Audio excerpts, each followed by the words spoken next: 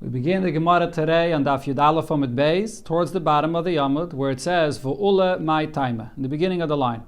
We were right in the middle of a subject and we stopped in the middle. Ula over here brought three examples where hitidu seifan mishum tchilasam.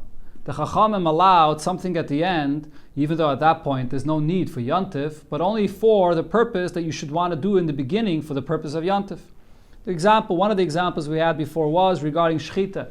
They allowed, in the end, to spread out the hides, to tread on it, only for the purpose of allowing you to do the Shechita in the beginning. If they wouldn't allow this at the end, you wouldn't want to do the Shechita at the beginning. And he brought three cases, Ula. Then Rachba adds a fourth case regarding selling food on the time of Yontif, when people are Regel, and you could sell it even to Amaratzim, because at the time of Yontif, the Gzeira of Tumah that applies to Amaratzim doesn't apply.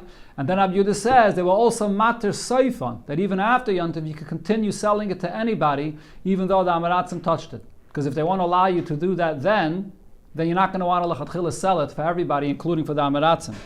So the question is, V'ula mai time leyamaha. When Ula brought the list of things that they will matter at the end, so that you should want to do it in the beginning, why didn't he mention this case as well, that Rochba adds?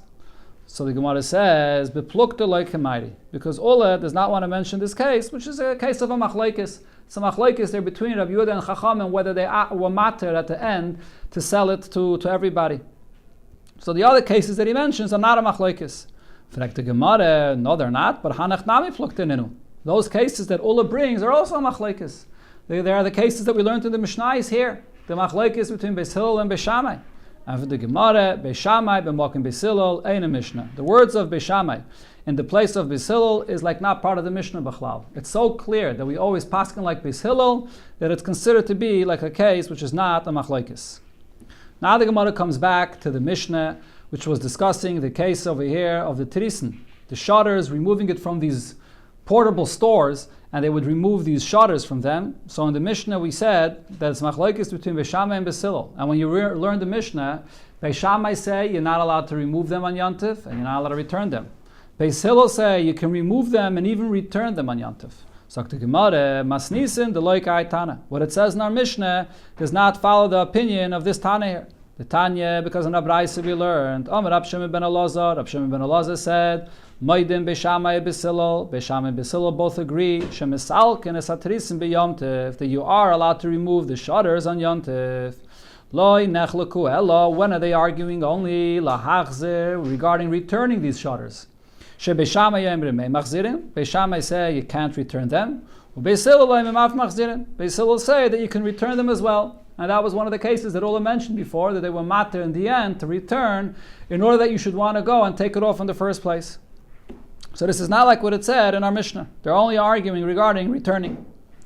Now the Beitza comes and clarifies another point.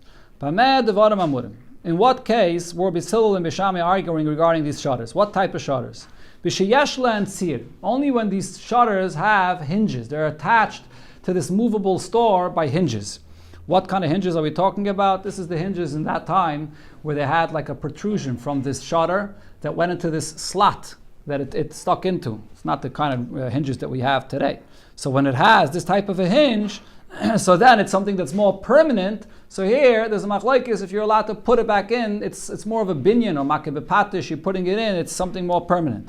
Aval eilem tzir, if we're talking about putting a shutter back that does not have this tzir, it doesn't have this type of a hinge at all, then everybody would say that it's not an issue, sorry, that it's totally allowed. That's what it says here in this Beitza. Fragt the Gemara, but Tanya, in a different Beitza we learned that it says the exact opposite. When was there machlokes between Beis Shammai and Beis Hillel? V'she'ein lehem tzir. Only in a case where it does not have this hinge at all. Then they're arguing. Avol yesh lehem tzir. If it does have this hinge, then divrei kol aser. Everybody would agree because it's something more permanent, then it's an issue and it would be aser. So it says the exact opposite in this Beitza. Amar Abaye, so Abaye explains, and the point that Abaye will say here is that there's really three different types of these shutters. B'sheyesh len tzir min hatzad, in a case where you have the hinges on the sides, and the sides over here means on both ends. You take this shutter on both ends, in the top and the bottom of the shutter, it has these protrusions that go into the slot of this movable store, and that's how these shutters go in. So if it has two of these hinges, then divrei hakol aser. Everybody would agree that it's not allowed, because in such a case it's certainly building it in a permanent way. If it's a case that it has no hinge, doesn't have this protrusion or the slot that it goes into at all, everybody would say that it's completely allowed. Ki pligi. When is there a machlokes here between Bishamai and Basil? B'sheyesh lem tzir be'emtza. When it has this hinge, just one hinge in the middle. It doesn't have at both ends a slot where it goes in and holds it firmly, but it has just one in the middle where you stick it in. So there's a machlokes.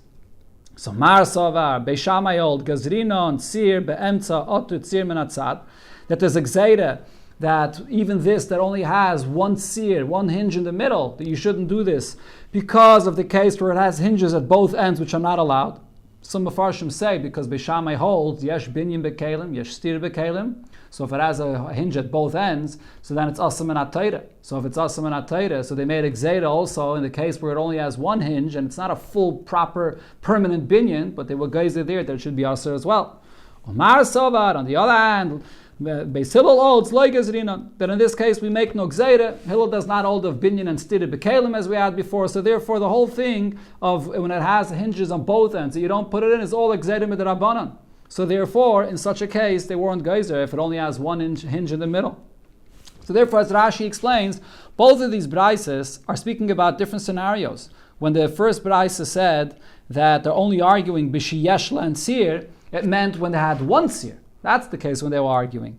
And when it said ein lem tzir, there's no tzir at all. Then it said divrei kol mutter. When you look into the second brisa, and the second brisa says b'she'ein lem tzir, that's when they're arguing. It meant when it doesn't have two tzirim. When it has only one, that's when they're arguing. When it says ava yesh lem tzir divrei kol aser, the way to read that brisa is that if it has two tzirim, then everybody would agree that it's aser. So the language of the brisa is all relative to what it's speaking about, and therefore there's no contradiction here.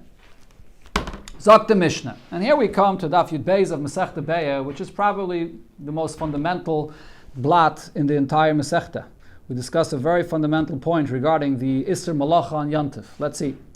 Beishamai Yoimrim, Beishamai say, Ein Moitziin, you're not allowed to carry out into the Rishus Harabim, Loyas a cotton, not a child, a baby, V'loyas a lulav, and not a lulav. So the cotton would be for the purpose of the mitzvah of Milah, as the Rabbeinu Chananel here says, and not a lulav for the purpose of the mitzvah of lulav, v'loya sefer Torah, and not a sefer Torah to read from it for the mitzvah of reading from the sefer Torah, l'reshus harabim to the reshus harabim. So according to Rabbeinu Chananel, the Mishnah is specifically mentioning these examples because they have a tzarich mitzvah. According to Rashi, lav dafke, you have to have, we're speaking about anything that has a tzarich mitzvah, and the Mishnah is just bringing common examples. Well, Beis Hillel matir, and Beis Hillel say this is allowed.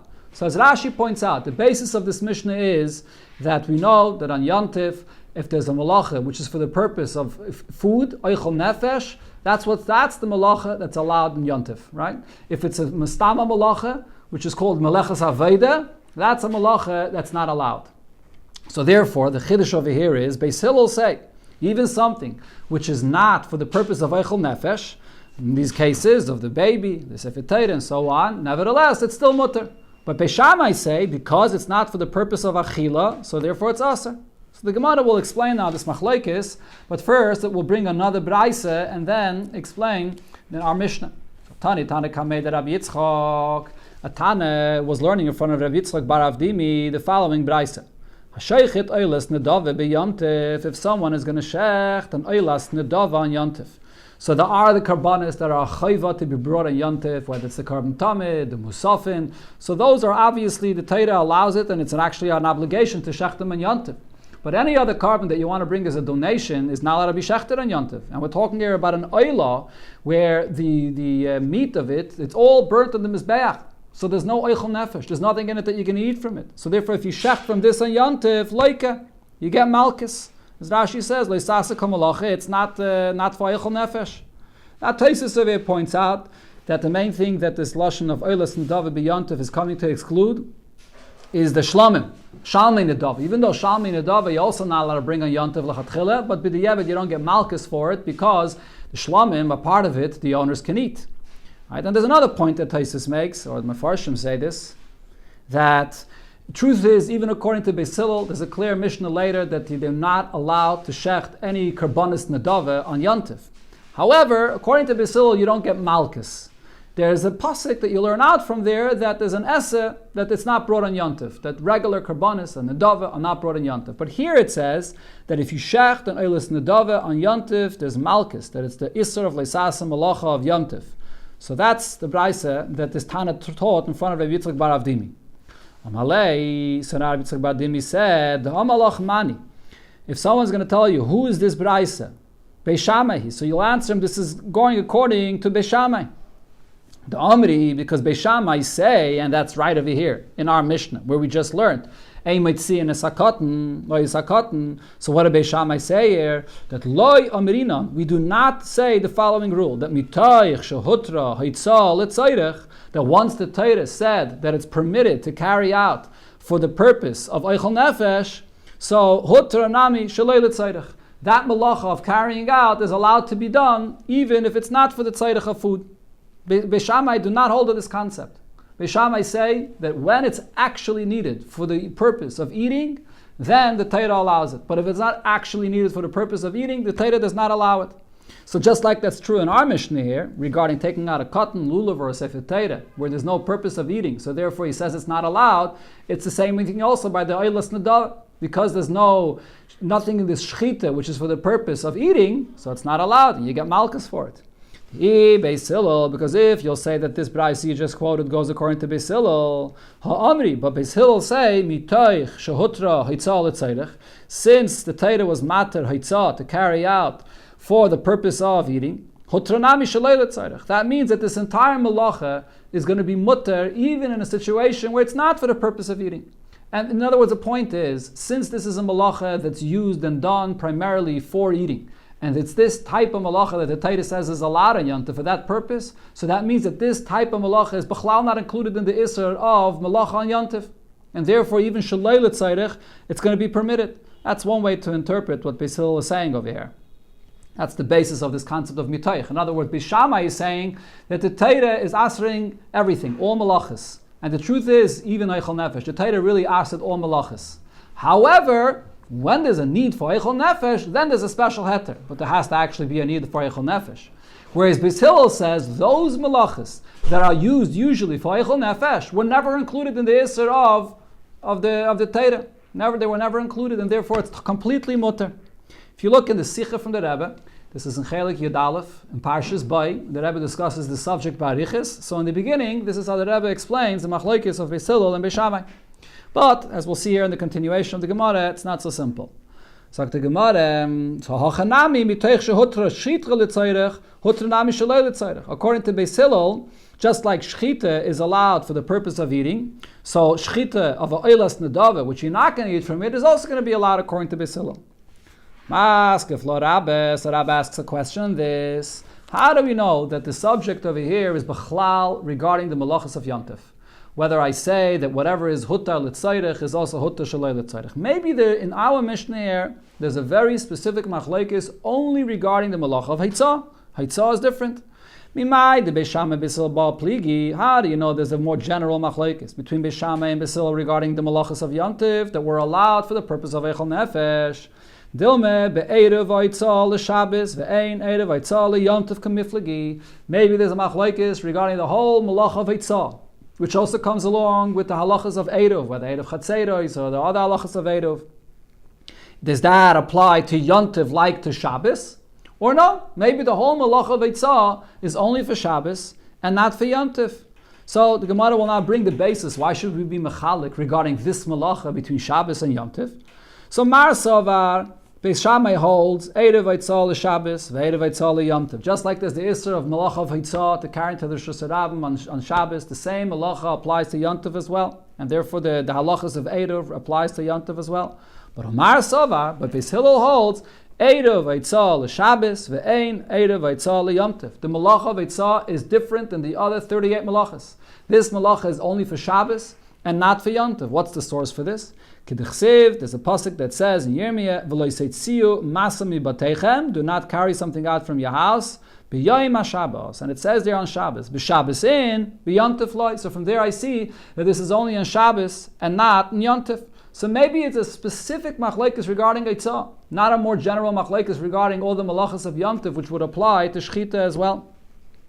So Taisus here explains, in the end of Taisus Dilma, why would Hitzah be different than all the other malachas? So Taisus brings a famous thing that Taisus says, and all the Rishonim say in the beginning of Masechta Shabbos, that the malacha of Hitzah is different than all the malachas. It's called the malacha grua. It's a malacha that's an inferior malacha, because it's not like every other malacha where you're actually doing something very, concrete. You're making a real change in the object. Whereas the malacha of Hitzah is just carrying it from one place to another. And there, the Torah asks that. So there would be there's a svara to say that the Torah is only asking it on Shabbos and not on Yontif. That's what Taisa says of here. So much so that the Pnei Yeshua says that the Gemara doesn't even have to bring this pasuk v'lo yisetziu masa mibateichem. Because really, if you look in the Gemara on Shabbos, you'll see that unlike all the other Lamed Tes Malachis or Lamed Ches Malachis that are learned out from the Mishkan, Hitzah is not learned from the Mishkan because it's an inferior Malacha. You can't learn it from the Mishkan. Where is it learned from? You need a special pasuk to teach me that the Malacha of Hitzah is also. And the Gemara there brings the pasuk. And that pasuk is written regarding Shabbos. So we don't even have a source to say that it applies to Yom Tov as well. So therefore, the Gemara doesn't have to necessarily bring this pasuk according to this. But that's only according to one opinion. There are other opinions though, and this is what the Alter Rebbe passes in Shulchan Aruch, that in the end, the Malacha of Eitzah is a Malacha Chashuva that is learned from the Mishkan, and therefore the Gemara does have to bring a special pasuk to say that this Malacha would apply only to Shabbos and not to Yom Tov. Be it as it may, the point of the Gemara's question is, maybe the Machlokes of Beis Shammai and Beis Hillel is only regarding Eitzah, not regarding all the other Malachas. So the Gemara says, no, that can't be. Maskefla Rav Yosef. So Rav Yosef asked on this point that Rabbi said, if so, Elamayata, Liflugu Ba'avonim. So let the argument between Beis Shammai and Beis Hillel in our Mishnah be even regarding rocks. Are you allowed to carry out rocks on Yontif? Shouldn't be dafka over here, then you get to a cotton, a lulav, or sefer Torah, even rocks. In other words, even rocks that have absolutely no purpose, no need whatsoever, let the machlokes be regarding that. If you're saying that the basis of Beis Hillel's opinion is that there is no malach of Eitzah on Yontif, period, so therefore there should be no issue of Eitzah in any situation, even with Avonim. And Rashi clarifies, and that you might ask and think, wait, but there's the issue of Muktzah. How do you move rocks on Yontif? It's Muktzah, it's not a Keli. But so Rashi says, well, Muktzah is based on the Isser of Eitzah. Something that you're not allowed to take out into the Shus Rabim, there Muktzah applies. But if there's no Eitzah on Yontif, so then that means that the Isser of Muktzah wouldn't apply for this either. So you would be allowed to take these rocks out on Shabbos. So why would the Mishnah not say that their machlokes is regarding rocks? Elo, so therefore, Midiloi Miflagi Ba'avonim. Since they're not arguing regarding rocks, rather they're arguing regarding the cotton or the lulav or the sefer Torah. So what do we see from this? The basis of their argument is regarding a hitzah that's shaloi l'tzairich, and therefore in such a case the machlokes is whether they were matter, whether you have the mitoich, whether they matter shaloi l'tzairich, just like they were matter the l'tzairich. Right, so Rashi over here explains that really, according to Beis Hillel, because of this mitoich, when the Torah was matter the hitzah l'tzairich, so really they were matter the shaloi l'tzairich completely. In other words, there's no need for any tzairich whatsoever to be matter the hitzah. They will matter the hitzah totally. This is a type of malacha that's used often, or maybe usually, for carrying out food. So therefore, the Torah was matter this completely in any situation. However, regarding rocks, there's a gzeira midrabanan. Rashi says that because it's a tircha, and Rabbanan don't want you to have this extra tircha, so something like that has no tzairich whatsoever, midrabanan it would be yasser. So therefore the Mishnah is saying that Beis Hillel is matter only regarding a case like a cotton and a lulav and a sefer Torah where you have some kind of a tzairich for Yom Tov. Right? And then Beis Shammai says that even that is not mutter unless it's a real tzairich for Yom Tov like Eichel Nefesh. It has to be mamish achila.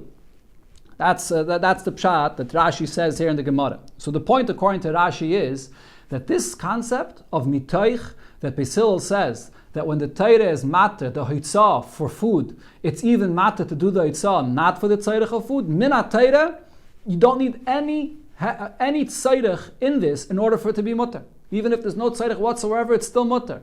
The distinction that the Gemara is making now between avonim and the case of the Mishnah, cotton, lulav, and sefer Torah, is all a distinction with the Rabbanon. That Chachamim will go to distinguish between them.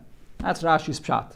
However, Taisus over here says that the pshat in our Gemara is that if the machlekes between Beis Shammai and Beis Hillel is based on whether we apply this concept of mitoich, that if that Torah was mater l'tzairich, they were also mater shalei l'tzairich. The reason why there's a distinction between avonim and the case of the Mishnah, cotton and lulav and sefer Torah is because the heter of mitoich is only in a case where there is a tzairich k'tzas v'yantiv. Meaning, even if there's no tzarech for achila, for food, which is the main inyan of the Simchas Yantiv, but there has to be a tzarech for something else in Yantiv. Like in the cases of the Mishnah, whether it's for a bris, or Taisa says, in the case it doesn't have to be dafka a bris, it could even be to take out the cotton for a walk, or for a lulav for the mitzvah, or sefer Torah, to read from the sefer Torah. There has to be some kind of a tzarech. And therefore the Gemara is saying, Avonim would not be their machlekes here, because according to Beis Hillel, the whole heter, shalei l'tzarech, means shalei l'tzarech achila. But there has to be some kind of a tzarech, sas, epis tzarech for yantiv, there has to be. So this is a very fundamental machlekes here between Rashi and Tosfos, how to understand this mitoich. Rashi holds the mitoich is mated completely. It's only would be a gzeirim with the Rabbanon to say that avonim are aser. And Tosfos says, no, the mitoich, even in a Torah, is only mated when there's a tzarech tzas. The Alter Rebbe in the Shulchan Aruch, paskins like Tosfos and like most Rishonim that agree to Tosfos, that there has to be a tzarech tzas over here. So the Rebbe, you can take a look there in the Sikha and Chelik Yer Aleph, Parshas Bay, explains Ba'arichis, the pshat and this machlekes, that there's two different taifanim, how to interpret this, the pshat over here in this mitoich. If you go back to the interpretation that I said before, that mitoich means that it's really a siman l'dava, that this is a type of malacha, that the Torah really never asked it in the first place, then Rashi is right. Then it's totally mutter. You don't have to have any tzarech whatsoever. So apparently, Tosfos, the Alter Rebbe, paskin differently, that even according to Beis Hillel, the heter of the Torah is because of a certain tzarech. Elamai, Beis Hillel broadens that tzarech. Beis Hillel say that the Torah was materet. The Torah was materet completely, and any tzarech, not just tzarech achila, any kind of tzarech, the Torah was mater. But still, there has to be some kind of a tzarech here, according to the way Tosfos and the Alter Rebbe paskins in the pshat of the Gemara here. So therefore the Gemara points out, Rav Yosef that is, says, you can't say that there's an argument specifically regarding Haitzah, because then they would argue about raks. So there has to be that there's an argument about mitoich, and if the argument is about mitoich, it only applies to the cases of the Mishnah, where there's some kind of a tzarech, and not regarding raks, where there's no tzarech whatsoever. So Shma Mina, Beitza, Shalei L'Tzarech Pligi. So from here I see that the argument between Beis Hillel and Beis Shammai is regarding this subject. If the Torah was mated da'itzah l'tzairech, do I say mitoich shutra l'tzairech that it's also hutra shalei l'tzairech? Sagt the Gemara of Rabbi Yechanan Savar. Rabbi Yechanan also holds that mitoich shutra da'itzah l'tzairech hutra nami shalei l'tzairech pligi. That they're arguing about this subject of mitoich. The Tana kamed Rabbi Yechanan, because there's a Tana that learned a brayse in front of Rabbi Yechanan. Hamavashal gidanoshe b'cholav b'yomte v'achole. Someone that went and cooked the gidanoshe, which of course is also to eat. He cooked it together with milk on Yontiv, and then he ate it. Like a chamesh, so he gets malchus 5 times. Like a mishum mavashal gid. First of all, he cooked on Yontiv a gid which is not allowed to eat. So this is cooking for no purpose of eating. So therefore, he gets malchus for that 1 time. V'loike mishum oichel gid, and then he gets malchus for eating the gid anoshe. V'loike mishum mavashal basa b'cholav. Another time malchus for cooking basa b'cholav, which in itself is allowed, and also v'loike mishum oichel basa b'cholav. You get malchus for eating the basa b'cholav. And v'loike mishum havara. You also get malchus for lighting the fire to cook this on Yontif. That's the brayse that he taught in front of Rabbi Yechanan. Amalei, so Rabbi Yechanan told him, Puk tni lebra, go teach this outside. In other words, what you say here is not acceptable. Why? Havara ubishul ein mishnah. Havara that you mentioned that you get malchus for, and the bishul that he cooked on Yontif is just not true. Why not? Because since this is a malacha that's mutter on Yontif for the purpose of food, so according to Beis Hillel, mitoich shutra l'tzairech, chutra shalei l'tzairech. So even though he cooked it for the gid anoshe, and it has no tzairech, nevertheless it's mutter. So therefore, they wouldn't get malchus for that. Now this Gemara seems to be like Rashi, because here we're saying that it would be hutter shalei l'tzairech, even in a case of gid anoshe, where there's no tzairech whatsoever. Taisus over here clarifies, according to his opinion, that even though truthfully there is no tzarech in this cooking, but yet because the person that went and cooked it did it for the purpose of a tzarech, because he did want to go ahead and eat it, so for him that's considered to be a tzarech for yantiv, even though he's not allowed to eat it, but for him that's a tzarech for yantiv. Then Rabbi Yechanan continued, V'im timtzalei Mishnah. If you're going to say that this is a Mishnah, that this is a true halacha, Beishamai. It's only Beishamai's opinion. The Amri, Beishamai say, Lo yamrina mitoich shehutra itzal l'tzarech hutra nami shalei l'tzarech. Regarding Haitzah in our Mishnah, we don't say that since it's allowed for Eichel Nefesh, it's also allowed to carry out a child and so on. So Hachanami here as well, so we will not apply this to Avara, that since you can light the fire for the purpose of food, you can light it either way, even for something else. He Beisilo. Now, if you're going to say that this Braisa would go like Beisilo, that doesn't work. Beisilo says in our Mishnah that when it comes to Eitzah, they will matter even Shalai L'Tzairech. So Hachanami, in this Braisa, the same should be true regarding Avara. It should be allowed even Shalei L'Tzairech, and you shouldn't get Malchus, not for the Bishul and not for the Avara. So if this Braisa is true, it goes according to Beishamai. So we see over here that Rabbi Yechanan understood the Machlokes and our Mishnah between Beishamai and Beisilo, that they're arguing about this subject of Mitoich. Sagt der Heilige Mishnah, Beishamai Yoimrim, Beishamai say, Ein Moilichen Chale Umatonis L'Kayim B'Yomtiv. You're not allowed to go and deliver and bring the Chale that you separate from the dough that you are kneading, and it becomes chayiv and chala. So Rashi here brings, and we had this before, that you're allowed to separate chala on yontif, just like you're allowed to knead and bake chala on yontif. So because you're making it now on yontif, and it's allowed, and it becomes chayiv and chala right then, so you're allowed to separate it then as well. Otherwise you won't be able to do this. Umatonis, and also the matanis refers to after you do the shchita. There are certain sections of the animal that have to go to the kayin, the zroya, the lechayim, and the keva, as Rashi here brings. But you're not allowed to deliver them, according to Beishamai, to the kayin on yontif. Bein shehormu meyemesh, whether these were separated already from yesterday, bein shehormu me'ayin, or whether they were separated from today. You're not allowed to bring them to the kayin, and as Rashi brings later at the end of the Mishnah, towards the end of the Mishnah, that it is a gzeira. By Truma, you're not allowed to separate any of the Truma on Yontif. So they made a gzeira that you shouldn't deliver it on Yontif either. If you're going to deliver it to the Kayin, you may come to separate it. So according to Beishamai, they applied that gzeira even for Chala and the Matanis as well. Beisilo Matirim. Beisilo say that these are allowed to be delivered to the Kayin on Yontif. Beishamai, so Beishamai says to Beisilo, Gzeira Shava. Let's make the following comparison. So Rashi clarifies, even though the Mishnah uses the term Gzeira Shava, which is usually used in Psukim for a din min atayra, but here Gzeira Shava is just a borrowed term, and he's just making a comparison. Chale umatonis matana l'kayin. Both chale and the matonis that come from the animal after shchita go to the kayin, or a gift for the kayin. Utrume matana l'kayin, and the truma that you separate is also a gift for the kayin. So kishem she'em melichin es hatrume, just like you agree to me that truma there's a gzeira that you're not allowed to deliver it to the kayin, as I mentioned, because then you may come to separate it on yontiv, and that everybody agrees is not allowed.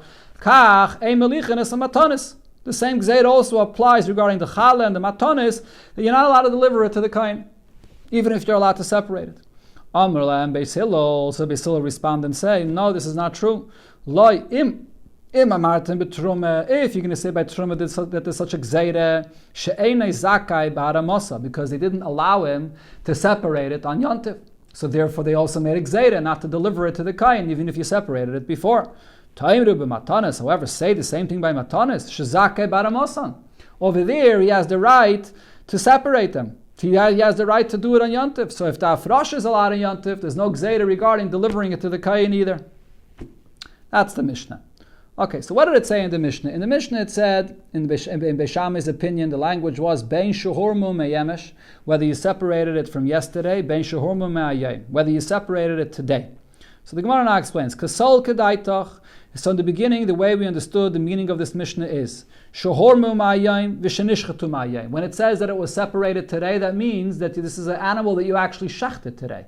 There was no mitzvah of giving it to the kayin from before, because you just shechted the animal today, and you separated those parts from the animal for the kayin today. And then, v'shehormu miyemesh, when it says that it was separated from yesterday, what does it mean? Shehormu miyemesh v'shenishchatu miyemesh. It was shechted yesterday, and then it was already chayiv to be separated for the kain, and you did separate it yesterday. No, so in other words, the Mishnah is talking about in both of these cases, whether it was already chayiv to be separated from yesterday or from today. In both cases, there's the machlokes between Beis Hillel and Beis Shammai. If so, says the Gemara, mani mas nisen, according to who does our Mishnah go? Loi Rab Yosi, v'loi Rab Yehuda, ela acherim. It's not Rab Yosi and not Rab Yehuda, but only according to acherim. And here the Gemara will bring a Beitza that brings three different opinions and how to interpret the case of the machlokes of Beis Shammai and Beis Hillel. And as we'll see, seemingly it goes only according to acherim. The Tanya, we learned in a Beitza. Rabbi Yehuda said, there is no machlokes between Beis Shammai and Beis Hillel, ala matonos shehormu me'erev yontif. If you have those matonis that were already separated from before yontif, and you had a chance to bring it from before yontif, but shemalichin ima matonos shehormu ma'ayin v'shenishchatu ma'ayin, you could bring them to the kayin along with other matonos that were separated today and it was shechted today. So those, because you're allowed to deliver the ones from today, you couldn't bring it yesterday. So those that you're allowed to deliver from today, so once you're delivering the ones from today, you can bring along from the ones that could have been brought from before Yom Tov. So regarding that, there's no machlokes. Loi nechlaku. When are they arguing? Ella only lahaylichan bifnei atzman. If you want to take those matanis that could have been separated from yesterday, and you did not, now the question is, are you allowed to bring them to the kayin from the ones that were separated again? They were separated yesterday, you did not deliver them to the kayin. Could you bring them to the kayin on Yontif themselves, not together with the other matanis that were separated today?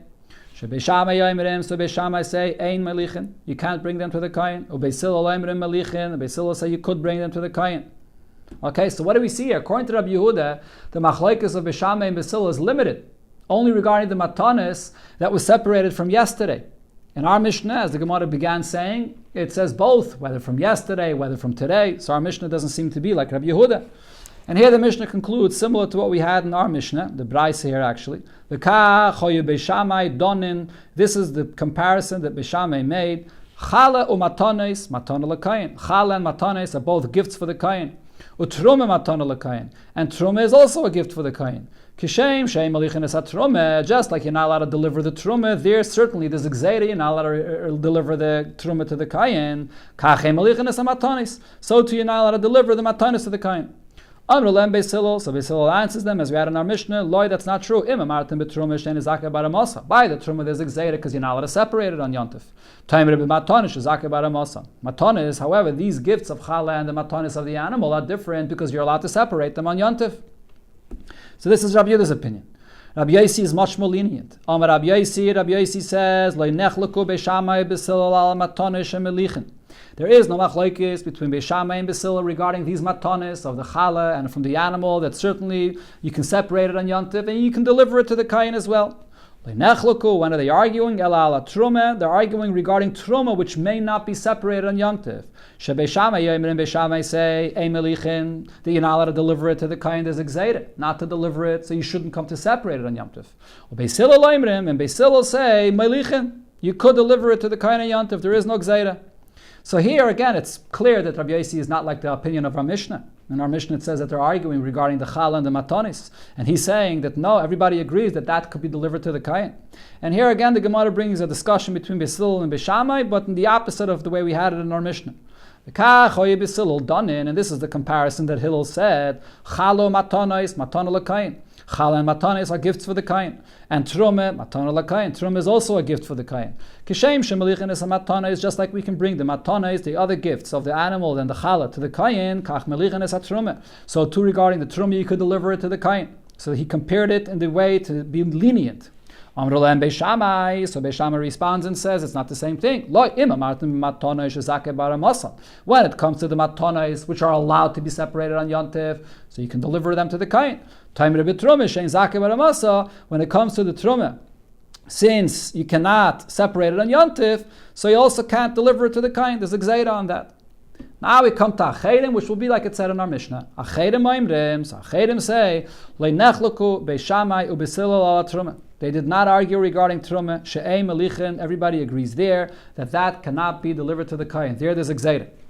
So when are they arguing ala matonos regarding the other matonos, chala and the matonos of the behemoth? Shebishama yoimrim ei melichin. Beishamai say you can't deliver it to the kain. Ubeisila yoimrim melichin. And Beisila say you could deliver it. So Acherim does not make any distinction whether this was separated from yesterday or from today. It was shechted from today. It was shechted from yesterday. It doesn't make any distinction.